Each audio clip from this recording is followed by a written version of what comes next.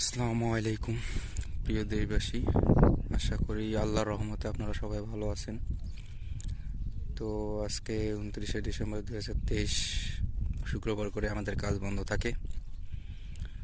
তো আমরা আসছি হলো কপিলের মাঝরাতে।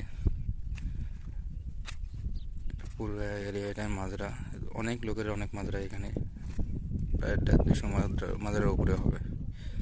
তো এইটা হলো আমাদের কপিলের মাজরা। তো আমি ইন্ডিয়ান সহ আসছি, এই যে এখানে ইন্ডিয়ান এক সুদানি আছে যে মাজরাতে কাজ করে।